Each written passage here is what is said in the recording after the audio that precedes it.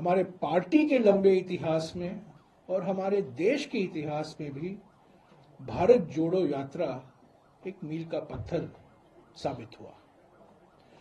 आज सभी लोगों ने उसी का जिक्र किया। भारत जोड़ो यात्रा के संदर्भ में, भारत जोड़ो यात्रा के दौरान जो मुद्दे राहुल जी ने उठाए थे, आर्थिक विषमताओं को लेकर, सामाजिक ध्रुवीकरण को लेकर और राजनीतिक तानाशाही को लेकर, ये 3 बड़े मुद्दे थे जो करीब 145 दिन राहुल जी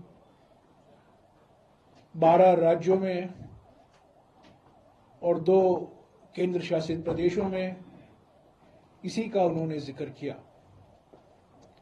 आज सभी पीसीसी अध्यक्ष और हमारे सबसे महत्वपूर्ण बात है, हमारे कांग्रेस अध्यक्ष भी इस भारत जोड़ो यात्रा का जो संदेशा था, जो पैगाम था, जो मकसद था,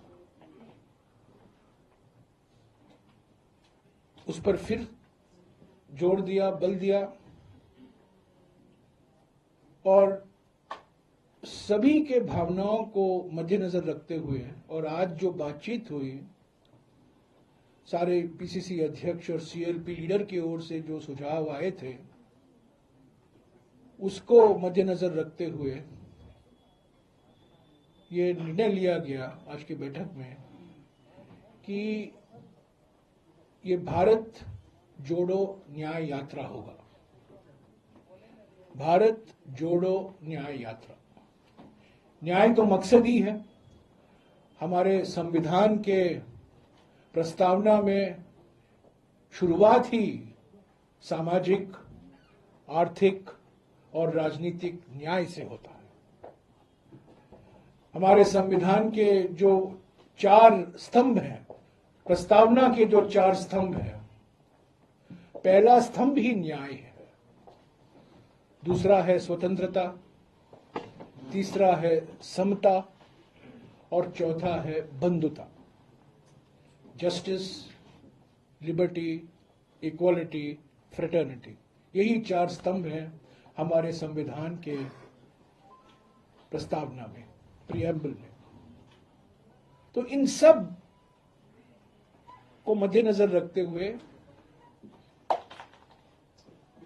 सर्वसम्मति से यह निर्णय लिया गया कि भारत जोड़ो यात्रा से जो हमने सफलता हासिल की थी, भारत जोड़ो यात्रा का जो असर न केवल हमारे संगठन पर परंतु हमारे देश की राजनीति पर पड़ा, उसको हमें भूलना नहीं चाहिए, उसको आगे ले चलना चाहिए। इसलिए इस यात्रा का नाम भारत जोड़ो न्याय यात्रा होगा। न्याय तो मकसद ही है, सामाजिक न्याय, आर्थिक न्याय और राजनीतिक न्याय। और इस न्याय ये सिर्फ शब्द का खेल नहीं है। सामाजिक न्याय के लिए कांग्रेस पार्टी के ओर से क्या सुझाव हैं, आर्थिक न्याय के लिए हम क्या प्राथमिकताएं देखते हैं और राजनीतिक न्याय के लिए हमारा विचार क्या है, इस यात्रा के दौरान राहुल जी उस पर अपने विचार रखेंगे जनता के सामने। पर इस यात्रा का नाम भारत जोड़ो न्याय यात्रा होगा।